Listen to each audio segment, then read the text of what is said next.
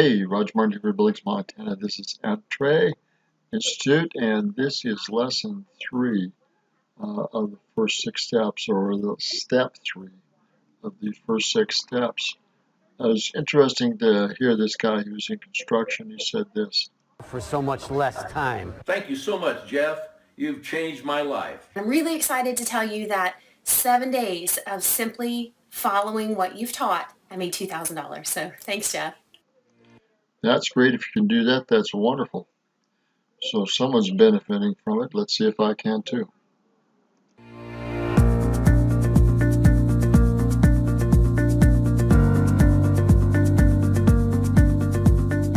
All right, we're back for lesson three. Hope that you're loving this training. I am absolutely loving going through it with you.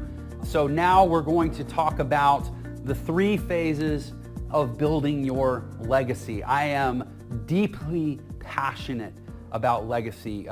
One of the really driving principles of my life is this concept of mission and purpose, right? I mentioned Adlerian psychology. It's the third main driver of all human behavior is a concept of, or having a sense of meaning and purpose, right? Your mission.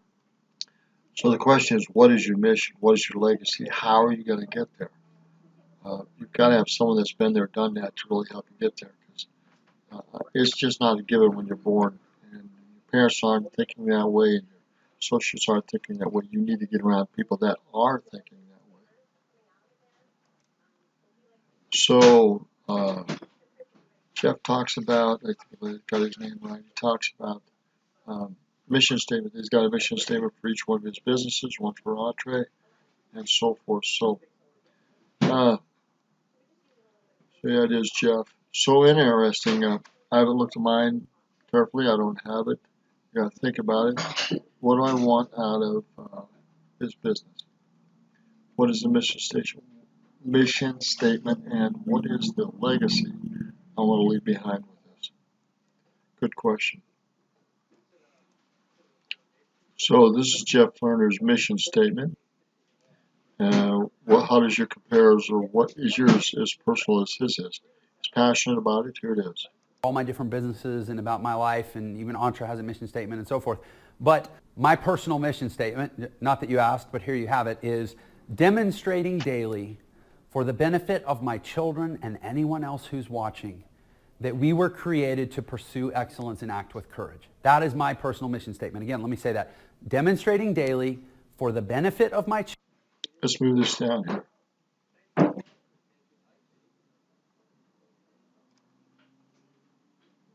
So Jeff's personal mission statement, demonstrating daily for the benefit of my children and anyone else who is watching that we are created to pursue excellence and act with courage.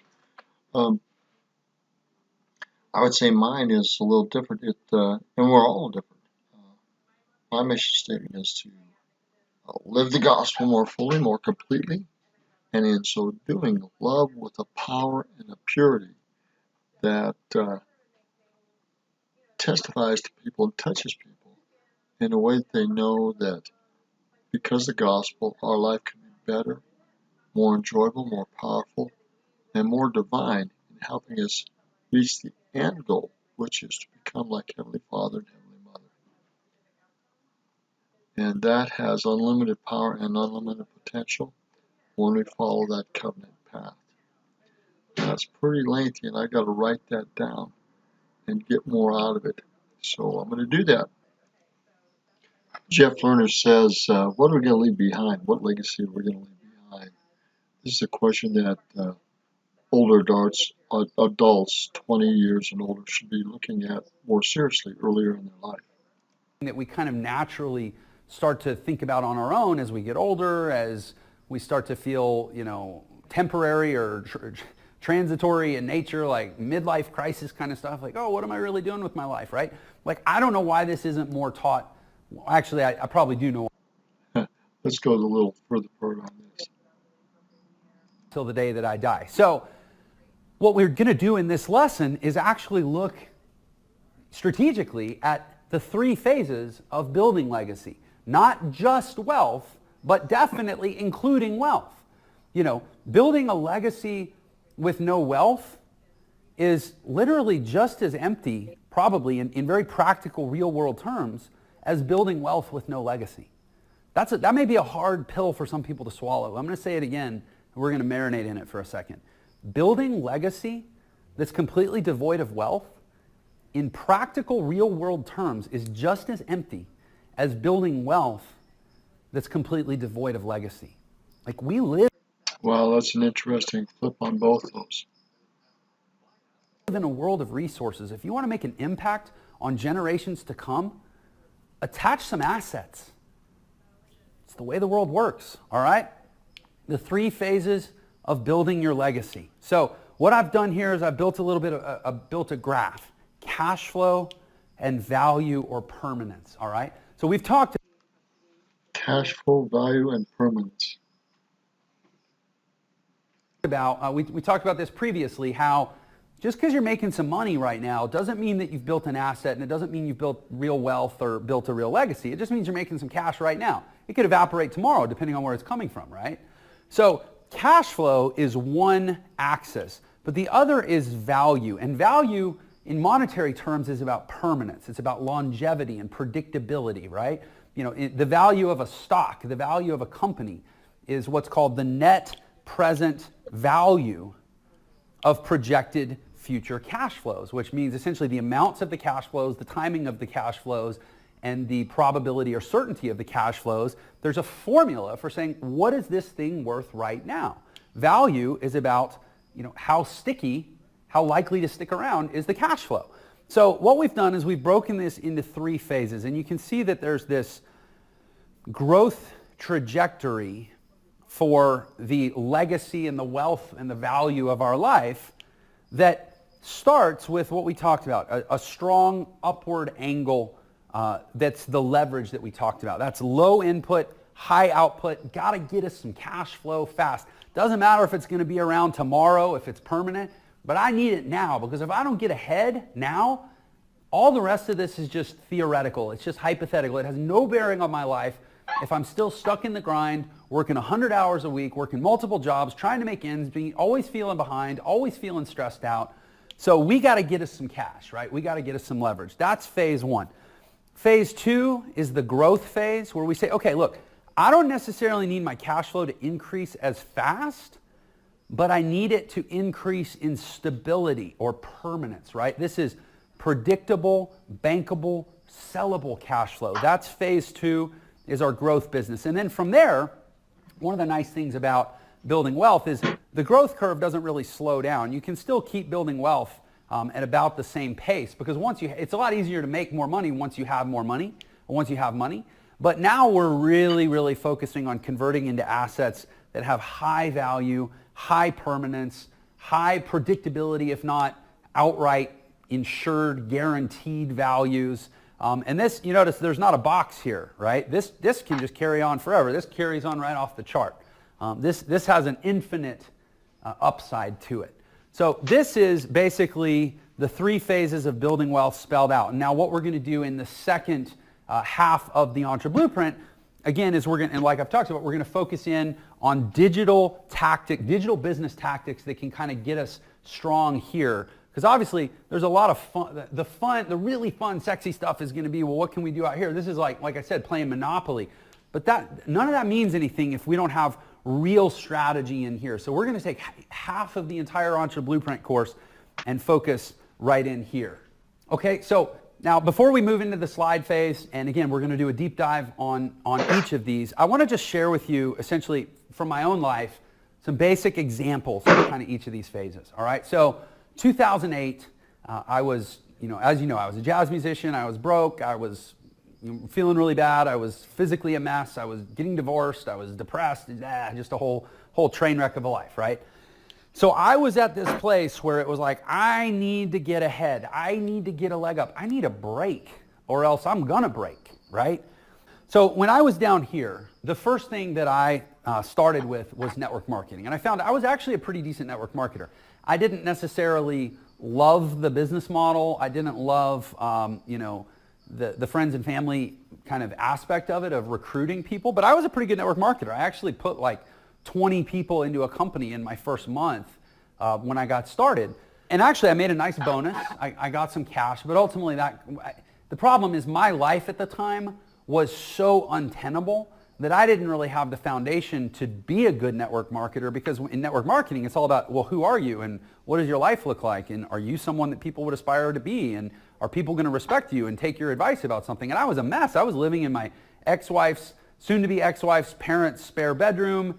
I was, just physically didn't look good. I didn't communicate well at the time. Just people could tell that I was not on top of the world. And so why would they follow me long-term into a business? I knew that I wasn't going to really build that into some great thing. So for me, I started looking on the internet. I started looking at digital business where frankly I could a little bit hide behind the curtain of the internet and let the machine and the systems do the work, so I didn't have to so much. And that's where I really, really got through my phase one, my high leverage phase, where, starting out, as I've said, I was over $400,000, almost $450,000 in debt because of some failed restaurants, some failed traditional business ventures. So I had a huge amount of debt that I had to pay off. I had a whole life that I had to reconstruct. I had a personal reclamation project that I needed to, undergo. And I was able to get through all of that. I was able to get that leg up that I talk about because of digital business. That's why to this day, I'm so passionate about digital business. And I realize that in the distant future, there will come a day when maybe the internet is saturated and the opportunity isn't the same as it was now or when I got started. But that's still a long way off. That's decades away, and I don't think it'll ever really go away. It's just like anything. If you're good at it, there's always opportunity. The difference between the internet economy opportunity and traditional business opportunity is that in the internet economy, if you get good at that, it'll completely set you free because you can do it from anywhere. You can do it whenever you want. You can do it all inside this little metal box called a laptop, right? But anyway, so this was my internet business was my phase one. That's how I got the leverage. And then for me, where I pivoted into growth and where I started building predictable, bankable, and sellable value was still an extension of digital business. And this, again, we're going to be covering this in the second half of the Entre Blueprint. But I basically took my digital business skills, the same things that I learned how to do, as an affiliate marketer or setting up an online store or selling products or services online. I figured out, hey, what if I sell these as services to businesses? Because businesses, they're not just a customer that's going to buy a product from me one time or somebody that's going to sign up under me one time or take some one-time action and then I have to send them an email or follow up with them on a list or resell them 3 months later or sell them something new 3 months later. Businesses, they actually sign contracts for people to provide marketing services on an ongoing basis. And they actually have budgets set aside for this stuff, right? So what if I take these same skills that I learned in phase one and I go set up, a little, initially it was just me, but I start doing them for businesses. And ultimately that grew into a digital agency where I provided some kind of marketing services for tens of thousands of businesses, did tens of millions of dollars in revenue, was named to the Inc. 5000 multiple times, and ultimately created an asset, like I said, predictable, bankable, sellable cash flow, ultimately created an asset that I was able to sell for multiple seven figures, and so that I could focus full-time on Entre. That was my phase two growth phase. And these don't happen only sequentially. Obviously, once you kind of start to get that leg up and get into the curve of making money, you can start to plant seeds that ultimately grow into wealth. This, for me, primarily is I invest in real estate. I have a portfolio of mostly multifamily residential real estate properties, some single family. I should probably disclaim at this point, I'm not an investment advisor and I'm not going to give anybody personalized financial advice. But I also do a lot with bankable life insurance policies, a concept called self-banking or perpetual banking. I also buy, metals and crypto and have other assets and collectibles, have some really cool baseball cards and gems and just fun stuff. So as we resume on this, the key is you've got to get past this cash flow here. Concept called self-banking or perpetual banking. I also buy, metals and crypto and have other assets and collectibles, So self-banking into life insurance, metal stocks, real estate, crypto collectibles. So pretty powerful. He's reinvested his money. I have some really cool baseball cards and gems and just fun stuff, right?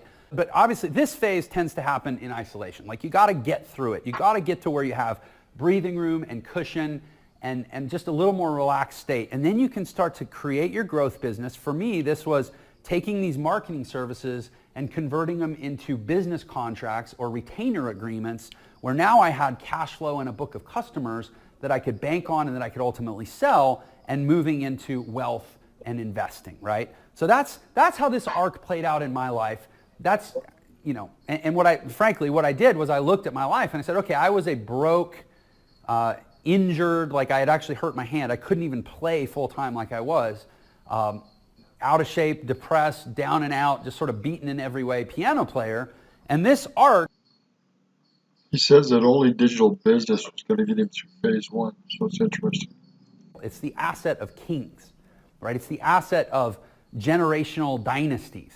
So, but that arc, again, I don't see it happening for me a different way, which is why the Entre Blueprint is built around a prescription that, hey, this is probably the thing that gives most people the best shot.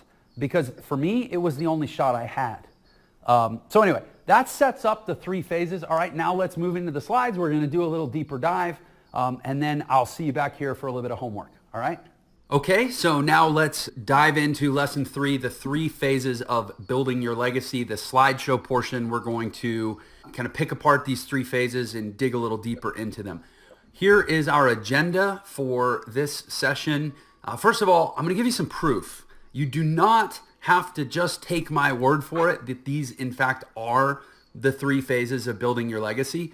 This is tried and true, historical, time-tested, validated across all kinds of people, all different countries, all different levels of success. Obviously, it's validated by successful people because it's a principle about success, but there's successful people everywhere and have been for hundreds of years. And this is a well-documented formula, especially, I would say, post-industrial revolution and certainly in the modern economy and the digital economy.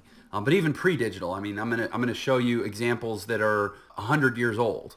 And then we're gonna look at the 3 phases of building your legacy explored. We're gonna dig a little deeper and really get into the fine detail and figure out exactly how these start to apply and really set up what we're gonna do in the second half of the Entre Blueprint, where we're gonna be specifically looking at actual business models and how we can apply this stuff tactically and practically to start turning the gears of progress in our own life. We're going to look at phase 1, which, we've talked about this: cash flow, leverage, ROI. Now, he said something really important. You have to create income before you can actually do anything with that income. Because you're in debt and other things, you just can't do anything. And I've never gotten past that first phase. So that has to be a must.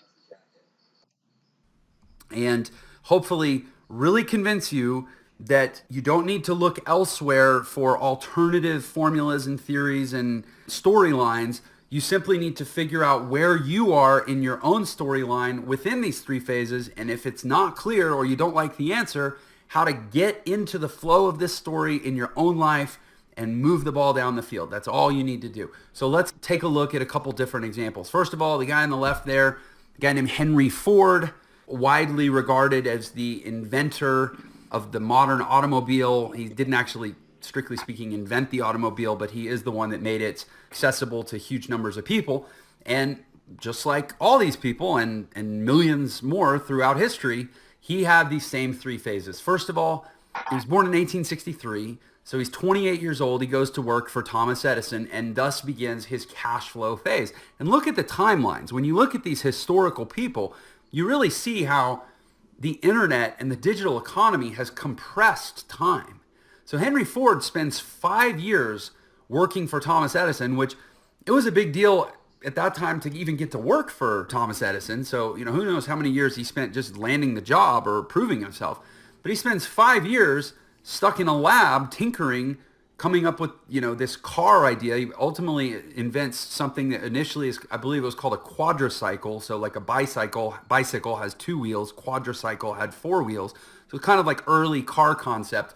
5 years into that job, he actually gets to meet Thomas Edison at an executive meeting, and Thomas Edison says, this looks interesting. You should keep going. And that was a big deal for him because the great Thomas Edison had sort of sanctioned and blessed what he was working on. So he spends 3 more years grinding it out and finally actually gets a working prototype and attracts the attention of a rich guy, this lumber baron in Detroit named William H. Murphy, and they go form Detroit Automobile Company, which actually closes its doors 2 years later. But the point is, the premise of the 3 phases of legacy is that you have to have some sort of income event, some sort of infusion of money. And for most of us, we're talking about starting a business, doing something in our own life to get an infusion of capital. But hey, it can be meeting a rich guy. But the point is, you got to get money into your personal economy in order to move your life forward, move your ideas forward, create all these exciting possibilities for your life. Otherwise, you're just stuck.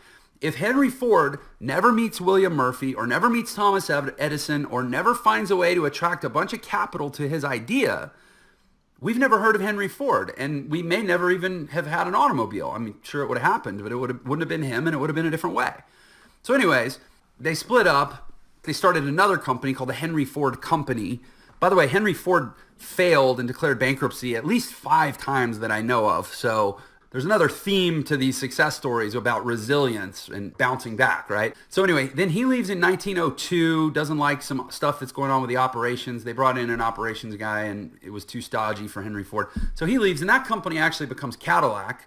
So Ford Motor Company wasn't the first big American car company. Cadillac existed before Ford Motor Company, but Ford is the one that figured out how to produce cars really economically. So then a year later, 1903, Ford meets another rich guy, Alexander Malcolmson, who was a coal dealer, and he backs him, plus a couple other people chip in, and they back Henry Ford to create Ford Motor Company in 1903 with $28,000. Now, in today's dollars, $28,000 in 1903 is about $800,000. So this is not an insignificant amount of money. So look at this guy, between previous companies and this company, he's been able to get over $1 million infused into his life and his business so that he can move into the next phases. That's what I'm talking about. Infusion of capital, whether you generate it as personal income, whether you generate it through transacting for a service, whether you generate it by raising money from an angel investor, it doesn't matter, but you got to get capital into your personal economy or else you're not going to be able to move into the next phase. So then 1908, 17 years after he went to work for Thomas Edison, well over $1 million of investment that he's brought in today's dollars, he finally invents the Model T. He finally has his life, his product in order and at a place where he can move into the growth phase. Now it's about stabilizing income. Now it's about moving to where he has an asset, where his income is an asset that he can convert into real wealth. So you have 6 years later, he invents it in 1908. By 1914, he sells 250,000 units. 2 years later, he sells 472,000 units. And in real world prices, by 1916, he was able to get the cost down for his automobile to a little under $400, which is under $10,000 in today's dollars. So he made an affordable automobile. It's cheaper than just about anything on the market now, and sold 500,000 units. So at that point, you could say he's pretty well stabilized his income. Now he can do whatever he wants. When you've got 472,000 units of something that's just under $10,000 in today's money flying off the shelf, you could do anything you want. First of all, he owns a huge percentage of the stock in the company. He built the world's largest industrial complex, which didn't just assemble his own cars, but he literally owned the largest industrial facility in the world. He starts opening plants all around the world. He opens different divisions of Ford in like 9 different companies. He starts building airplanes. He buys 70,000 acres of real estate.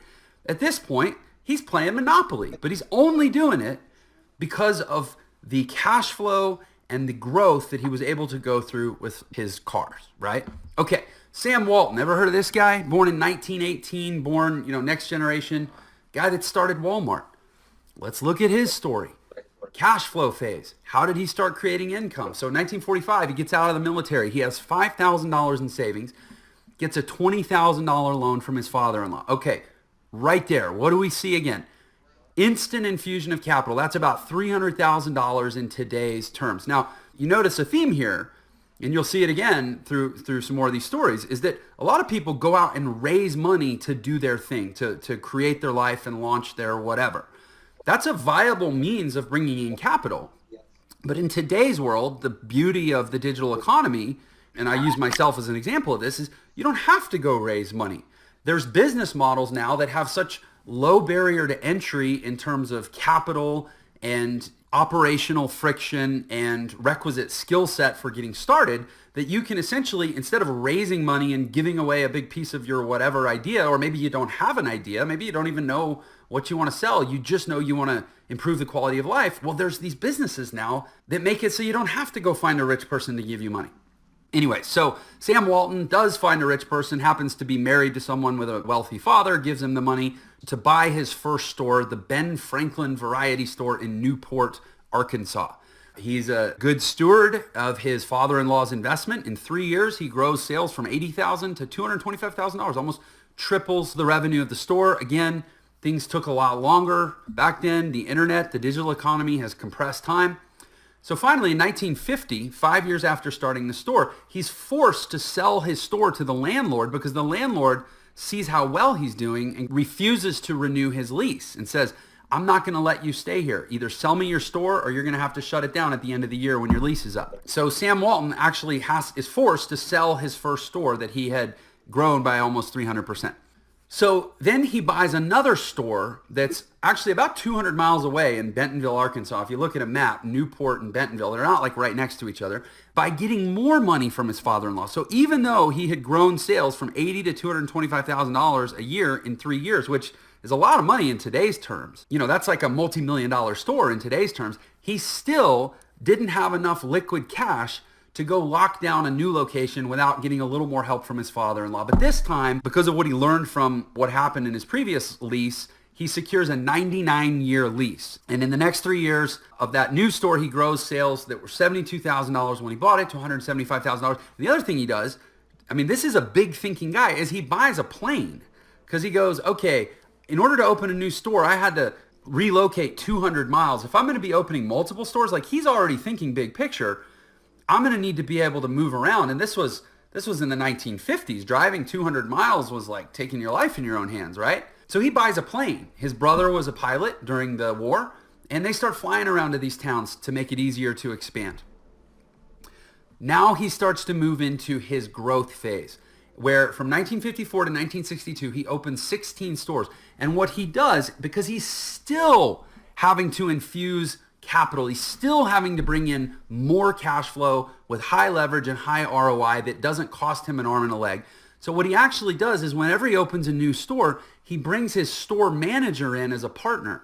So he's got his store manager who's making, I don't know what the wages were back then, maybe $10,000 a year, basically investing his livelihood, his life savings to come in and be a partner in that store. And that way Sam Walton doesn't have to come up with the cash. So again, getting more cash constantly. And with that model, over the course of 8 years, he's able to open 16 stores.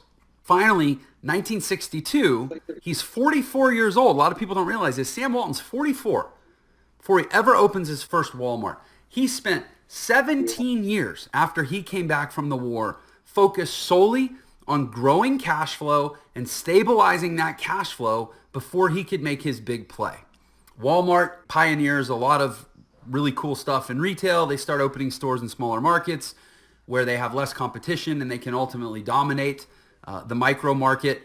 He's a pioneer in early logistics and starts doing these regional distribution centers, and all their stores have to be located within a day's drive of a distribution center. They build their own trucking fleet. Fast forward 15 years, they have 190 stores. 8 years after that, they have 800 stores. Now Walmart does over $500 billion a year in revenue. So you can see how he had to attract cash flow. He had to attract capital, whether it was getting money from his father-in-law, whether it was getting cash infusions from his store managers that would allow him to grow. And then he stabilized it once he had critical mass. Now we're talking about brick and mortar retail business with logistics and trucks and inventory and wages and employees and regulations. And we're talking about massive burden compared to what it takes now in the digital economy to, fire up a business on the internet.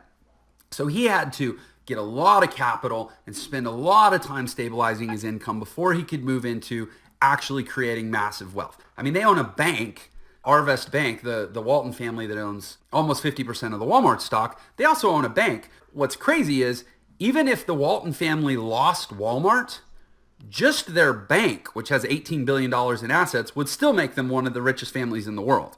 Sam Walton also bought newspaper publishing, community publishers, so that guess what? Not only did he make money, and this was back when newspapers were still a really profitable business, he also had free advertising. He could run Walmart's ads for free in his own newspapers. They obviously own huge amounts of real estate. They own huge amounts of, private art collection. They own huge amounts of everything now, but only because they created an income machine that they could use to seed their wealth. I say they, it was him, and then it was his family. Okay? Now let's look at a later mega entrepreneur, Elon Musk. Okay? Same deal. Income creation. This guy doesn't get anywhere unless he has a phase of his life where he brings in big cash flow. Now this guy, he knew from an early age that he wanted to do some cool things. In fact, he was tested for hearing loss as a child because he was so in his own head dreaming up inventions and crazy ideas. They thought he was deaf because he wouldn't respond when his parents would speak to him. He sold his first computer program that he wrote the code for at 12, but he didn't even get a computer until he was 10. So this guy was a maniacally fast and disciplined self-starter and self-studier at learning this stuff. There weren't courses back then. Like nobody enrolled him in some, extracurricular at school to learn how to code. This is a 10-year-old kid in South Africa in 1981 teaching himself how to do this. 1995, fast forward, he's 24 years old. He goes out to Silicon Valley, enrolls to get his PhD at Stanford, and looks around and goes, man, there's some crazy stuff happening, this whole internet thing. I'm out. Drops out of Stanford 2 days into his PhD and founds a company called Zip2. Now, again, up until this point, Elon Musk hasn't made any money. He sold his computer program, by the way, for $500 when he was 12 years old.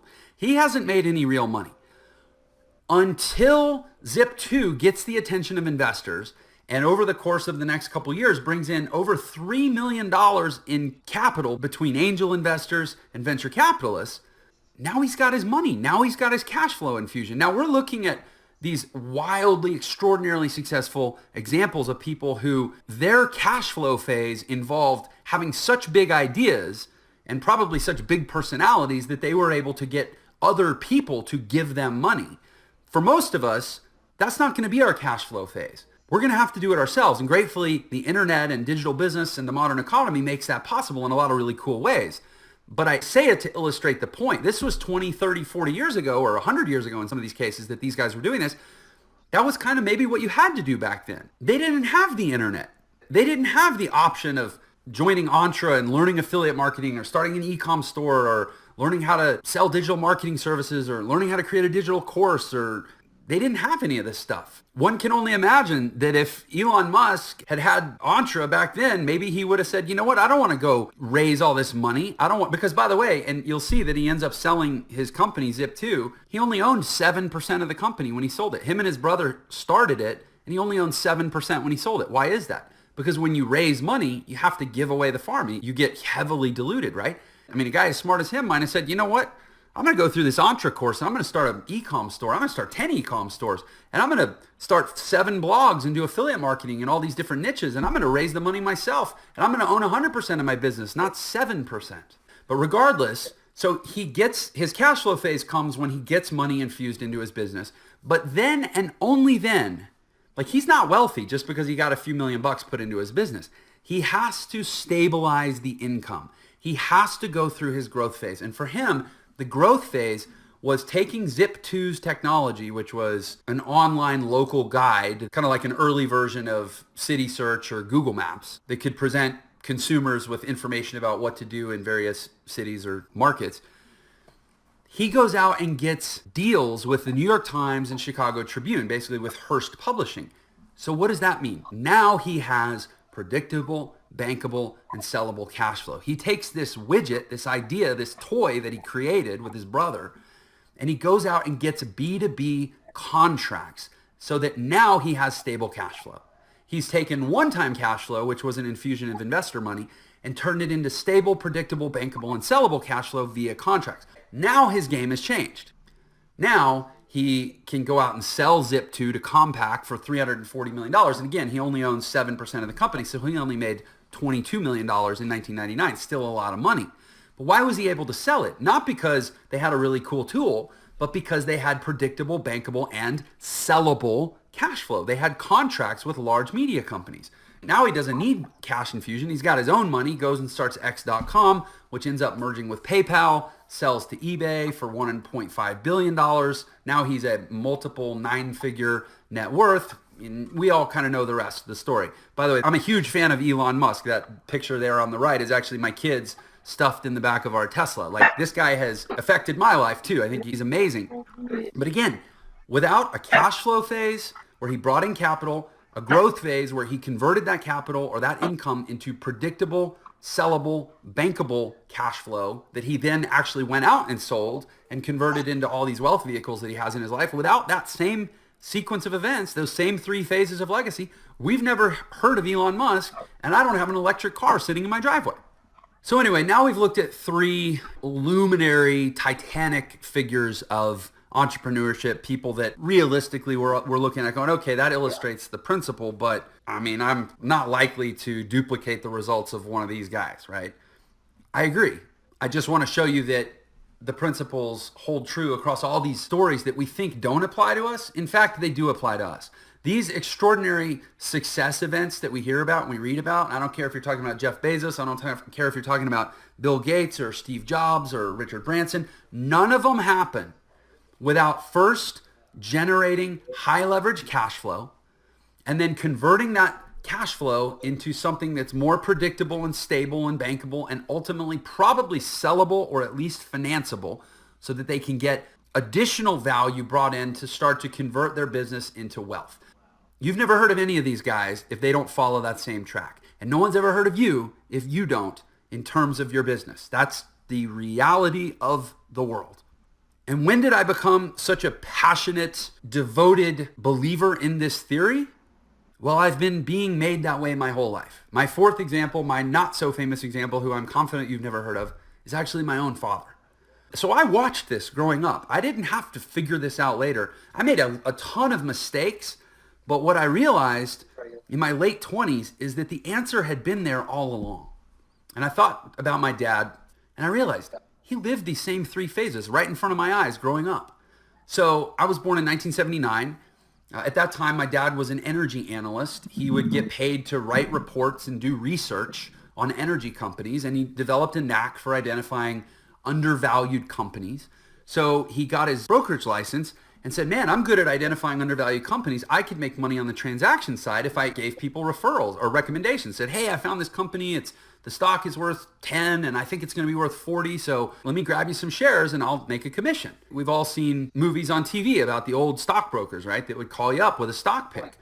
But my dad, smart guy that he was, realized the same thing that I realized later in my life, and probably the same thing you've realized, that you've got to get some leverage. You've got to be able to make enough money, not just to pay the bills, but to significantly leap forward in your life. Otherwise, you're just going to stay stuck. So he said, okay, well, most people are calling so-and-so down the street, or they're calling out of the phone book, or however they're getting leads. They're calling individuals, they're calling people's residences, they're calling with essentially retail stock tips. And he said, there's just not that much leverage in that. You call somebody up, you go, hey, I got this hot tip and you got to check this out. And let's say they put $5,000, $10,000 into that investment. That would be a big deal for them. But for you on the transaction side, you make $50, you make $100. He goes, I didn't want to call individuals to buy $1,000 worth of stock. I wanted to call institutions that would buy $1 million worth of stock. So he started picking up the phone and calling, for example, the endowment of major educational institutions that have billions of dollars that they've been given by alumni and that they've been given by the government, and their job is to manage it and steward it and use it to pay expenses on campus and whatnot. He's like, there's people that are making decisions about how to allocate millions and even billions of dollars. I need them to be the ones buying on my stock tips. And so he would call people up, people that ran wealth management companies and had billions of dollars of assets under management. And he would call them up and say, hey, I got a tip. Here's my track record. Go ahead and buy $50,000 of stock this time around. And when it pans out, then the next time I call, you have to buy $500,000. And the next time I call after that, you have to buy $1 million. So now maybe he'd make $500, $1,000 on his first commission, but then when he would call back because the stock would go up, the next time around he might make a $10,000 commission. I remember my dad coming home on days when I was a kid when he made 6-figure plus commissions on individual stock transactions because he was doing the same work that most stockbrokers were doing, but he was doing it with more leverage.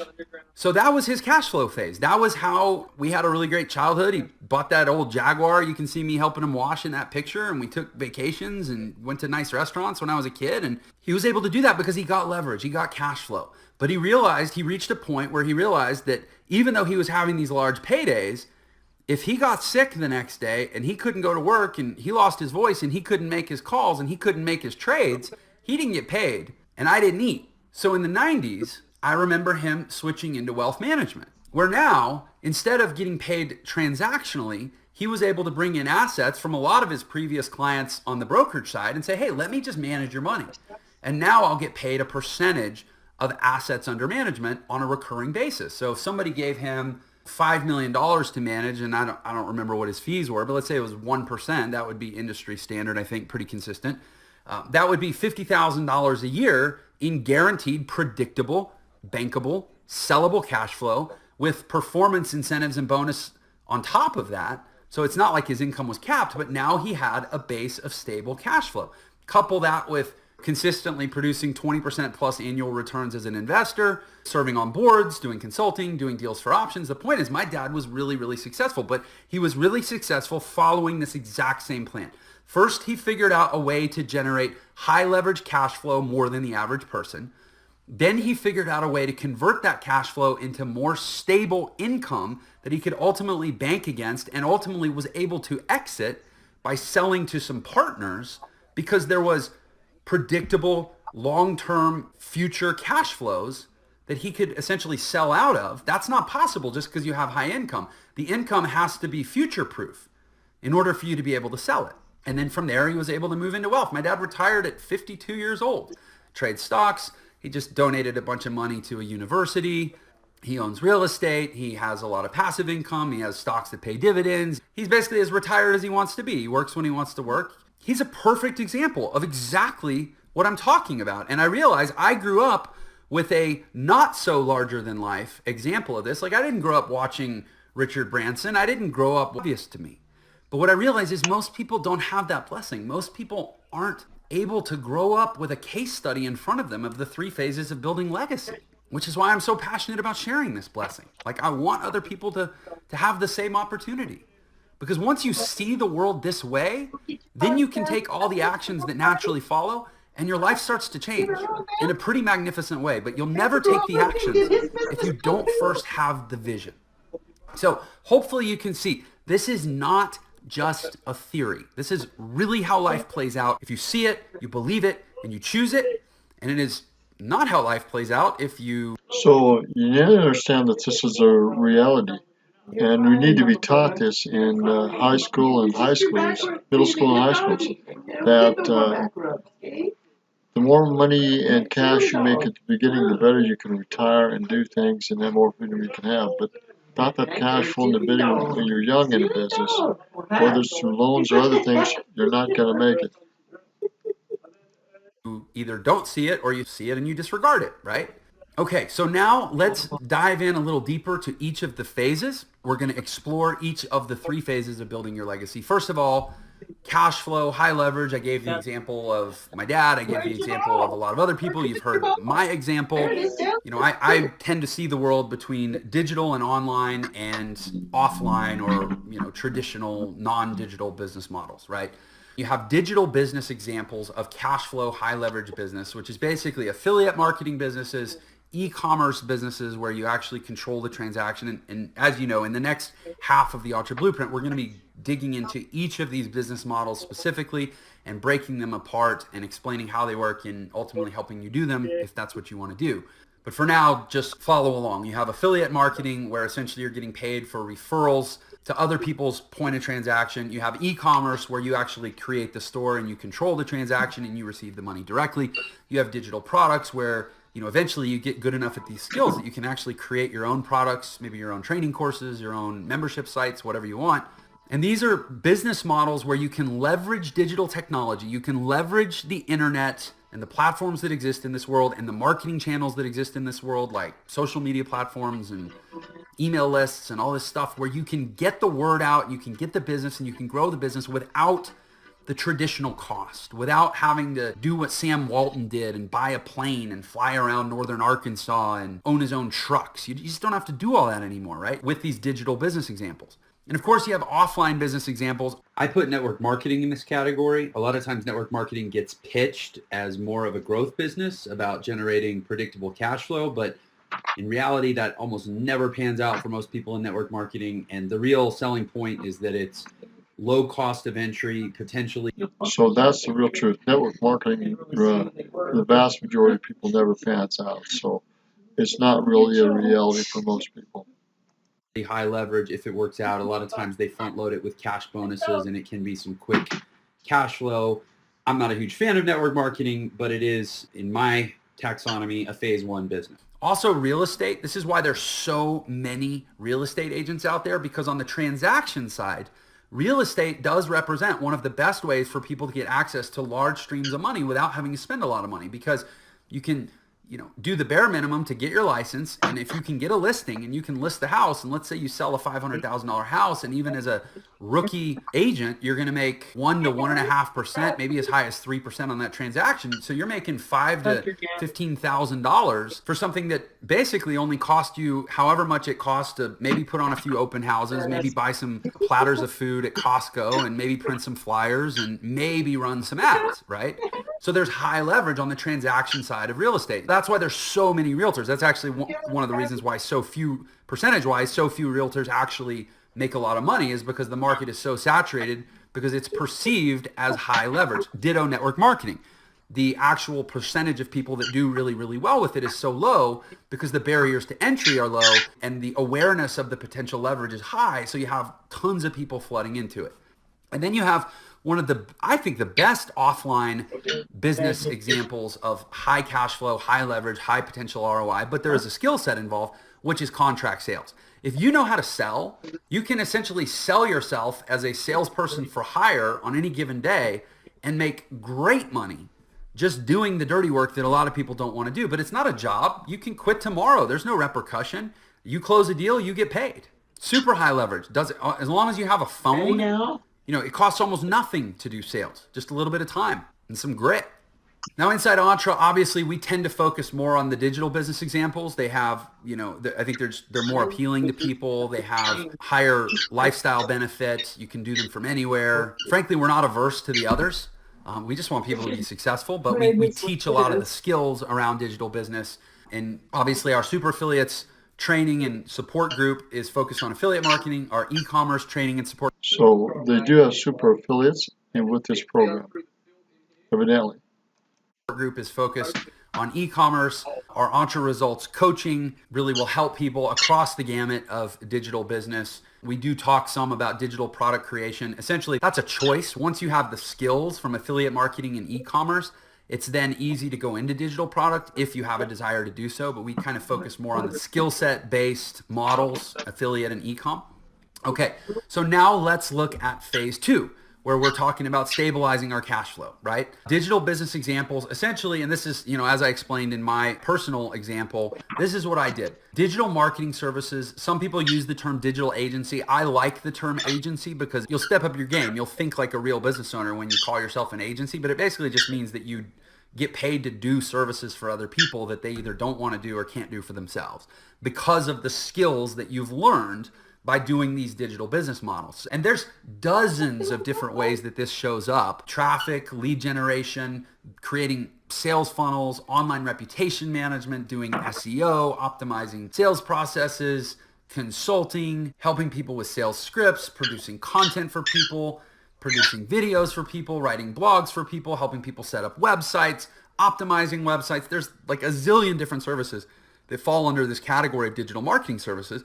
And again, the reason they're so great is once you have the skills from doing your own digital business, Now you can basically get any one of millions of other businesses to pay you on a guaranteed monthly contract to do these services for them, literally at home in your pajamas and your slippers or even in your underwear. Like, nobody knows. It's the ultimate lifestyle business to have a business sending you money every month to log into Facebook and tweak a few ads, as one example. But then you have offline business examples too. Like, the internet's not the only place that these business models work, obviously. Offline, it just a lot of times means you got to get your hands dirty. You got to like physically go to an office or go to a place of business or go on location or go service a client at their house or go do a task or a chore. You know, pest control companies. Pest control is actually a really lucrative business model. That's an offline service business model. It has guaranteed, predictable, bankable, sellable cash flow. Pest control companies get huge multiples. That's why there's entire fleets of summer sales teams that go into these cities and sell pest control door to door because there's such high value contracts. Same thing with security services. Even your local CPA, your accountant, he or she does taxes every year. That's predictable, bankable, sellable cash flow. If they have 100 clients, they can be pretty sure that 100 clients are coming back every year to do their taxes. A certain number of them are paying them every month to do their business bookkeeping or quarterly. That's an offline business example of very stable cash flow business. Even massage therapists. My wife and I, we have a massage therapist that comes to our house a couple times a month and gives us massages. She can rely on us like clockwork. There are hundreds of examples of stable, predictable, bankable, sellable cash flow businesses, and these are truly sellable cash flow businesses. My uncle, as an example, he had an irrigation business in Dallas. He had a couple hundred clients that he maintained their sprinkler system and he did some landscaping for them. And when he was ready to retire, he was able to sell that book of business, transfer it to someone else that had the same skill set and get cash, lump sum cash on the basis of predictable future cash flows. Now, obviously, again, Entre focuses on the digital online version of this business model. We're not teaching people how to go install sprinkler systems, although it's noble work. I like sitting here on the computer getting paid for going clackety clack on my keyboard, right? So we teach inside our Entre e-commerce group, inside our Entre agency builders group, and then again, our Entre results coaches will support any of these business models. We're really focused on helping people create digital versions of stable cash flow businesses that can take their high leverage income and convert it into high consistency, high predictability income that they can ultimately use to build real wealth, which brings us to phase 3, converting income into wealth. Best way I know to describe this is it's monopoly. This is when money becomes an instrument of play. And it doesn't mean the stakes aren't high and it doesn't mean it's very serious, but it's fun to be able to take money and use it to make more money so that you can go expand the possibilities for your life and take better care of the people you love and do cool things and have once in a lifetime experiences. Like, all that happens once you get to where money is a tool of lifestyle growth. And that's what phase 3 is all about, is ultimately converting your income, converting your cash flow, which you've generated with leverage, then you've stabilized it in the growth phase. Now we want to convert it into real wealth, which means assets that continue to pay out predictable, consistent income. Wealth is about knowing that your income is coming. If you create assets that produce consistent long-term income that's not likely to be disrupted, you have created wealth. You create enough of it, you've created generational wealth, you've created a dynasty, right? So what are the examples of the things that we can do digitally to do this? Stocks, bonds, futures, cryptocurrency, Forex. Frankly, this is the phase where Entre isn't really as obsessed with saying, hey, let's do this stuff digitally. I actually really prefer the second row over the first. Yeah, I have some stocks. Yeah, I do some crypto. I don't really do the other ones.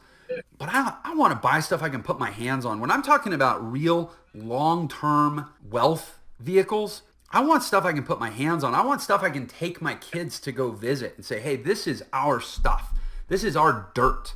This is our house. This is our property that somebody wakes up in every day and pays us a rent check, right? I actually really favor the offline examples that have the real hard value. That's real estate. Bankable insurance I consider to be an offline example, even though you log in and you do it digitally. We're talking about things that are secured by real human beings. For starters, ourselves and maybe our families. And plus, we're talking about investments that are actually backed. Most life insurance policies are actually backed by tier one, very stable, very large pools of real estate. Collectibles, whether we're talking coins, whether we're talking trading cards, whether we're talking gems. Again, stuff you can literally lock in a safe. Buying and selling whole businesses, physical businesses, even financing business transactions, saying, let's use my uncle as an example. Let's say he wants to sell his irrigation business and retire, and he's got a buyer who wants to buy the business, but the buyer can't come up with enough cash. So what if somebody was to say, hey, I understand this business. I've underwritten the buyer and I have confidence in their ability to pay and their ability to run the business. So I'll put up the cash and then the buyer can pay me out over time at a premium. Seller gets what they want. They can retire. Buyer gets what they want. They get the business. You carry a note. Now you have a note. You could sell that note. If the note has enough value, you could sell it in a secondary market and you don't even have to carry the note anymore.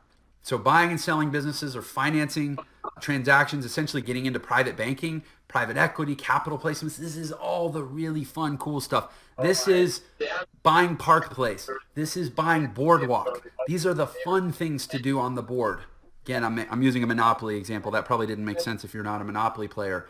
But this stuff is only possible once you've got cash flow, leverage, growth, stability, predictability.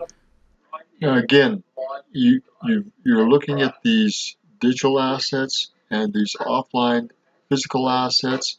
All of them have their part and their place. And the more you teach people about this, that this is all after they produce their cash flow and are able to use that cash flow to produce other sources of income. And frankly, it's all about, in my mind, investing that cash flow so it has a dependable, a stable return on it, and so you have multiple sources of income coming in from that cash flow. It's better to have multiple cash flows and multiple investments on both these areas so you can have that money, making money and coming back to you. Guaranteed or predictable future cash flows, and now the world opens up to you. And this is what we tend to focus on inside of our Legacy Builders program, which is a curriculum pathway which has its own events, inside of our Inner Circle program, which is our annual group coaching program, inside of the Influence program, which is my private training group. This is where we tend to really dive into this phase 3 stuff. So anyway, that is our deep dive into the 3 phases of building your legacy. I hope you've enjoyed it. I got to share a little bit personally. This was really fun for me. So now I will see you back at the flip chart. All right, I hope you enjoyed that deep dive on the 3 phases of building legacy. Now we're going to have a little bit of a homework assignment. So the first thing that I want you to do is answer this question. And you'll probably be answering right from the book of your own life. Do you see how most people's awesome life plan, their potential for just how epically awesome their life can be, do you see how for most people it is totally constricted by a lack of leverage? Do you have experience, personal experience, anecdotal experience with friends, experience with loved ones or people in your community, whatever, of people who it's like, they have all the vision in the world, they have all the great intentions in the world, they have all the talent in the world. They just don't have any leverage. They just can't get ahead. They can't catch that break. Right? See, that's where I am. I need to get through this phase 1 if we're going to get to any of the others. If you can't get that phase 1, you're stuck. And this is where a lot of people work day in and day out with just one income stream or 2, and they never get past this phase 1, cash flow, to do other things. And that's a problem. Catch that wave that's going to carry them.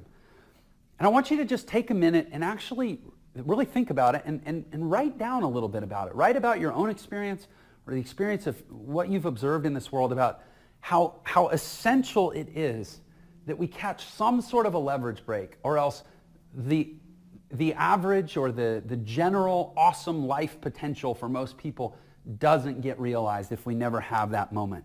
Okay? And then the next thing that I want you to do as part of your homework is I actually want you to, and you may have already done this, I hope you've done this, but I want you to do it again, even if you have, is I want you to write the beneficiary section of your will. Now, you're not dying right now. You're dying in the future. So you get to dream a little here. The day that you pass on, what are you leaving and who are you leaving it to? What is your tangible, asset-based wealth component of your legacy that you're leaving to the people you love? And actually write it down. I, state your name, upon my passing do bequeath to so-and-so my such and such, my mutual fund account, my... This is part of not only dreaming comes in, but really feel the power and potential of that legacy is worth working for and creating, so you can do that very same thing. So when you pass on, it'll be a blessing to those who you bequeath these things to. Safe full of precious metals, my Ty Cobb rookie baseball card, my Bitcoin wallet, my whatever, worth such and such. Like, really get specific and get intentional, not just about what you're accruing, but who you're accruing it for and who you want to have it, who you want to leave it to on the day that you die. The grandkids that you're going to put through college and how that's going to work. I want you to write that down right now. This is a letter to yourself on your deathbed saying, remember why you did then what allowed you to do what you're going to do later. Okay? Powerful. It's a really powerful exercise. I want you to do that. And then the next thing I want you to do is, this is for Entre Nation members. Again, Entre Nation members get a little bit of extra special homework. I want you to actually write what I call your compelling pitch. Okay? So I want you to imagine that you're meeting with like a bank tomorrow. Not a real bank, but a bank of possibility. The bank that invests in people because it's the right thing to do. That bank doesn't exist, by the way. But I want you to put together your compelling pitch that basically says, hey, you should invest in me because I am this and I'm doing this. You should invest in me because I am quality, adjective, specifics, passion, drive, direction. Like, what is it that makes you you? And I'm doing this. What is it that you're specifically doing? Why would somebody back you, right? If you can't articulate that to yourself. See, every day you wake up, you have to re-enroll yourself in this thing that you're doing for your life. Otherwise, you just default back to status quo, right? So you got to have that compelling pitch about why you should invest in yourself, why anybody else should either. Okay, and I want you to post that in the Entre Nation group. Again, people are going to know what you're doing, but if you want to preface it with why you're doing it, because Jeff asked you to, they're going to know, and they're going to love it. You're going to love the feedback that you get on this stuff, okay? So we're at the halfway point. Take the quiz. Make sure you connect again with your advisor. You should honestly be connecting with your advisor, at least shooting them a note at the end of every step saying that you've completed a step and you're on to the next one. But at this halfway point, take the quiz and make sure that you reconnect with them. And then do that homework, okay? So congratulations on reaching the halfway point, and I look forward to seeing you in lesson 4.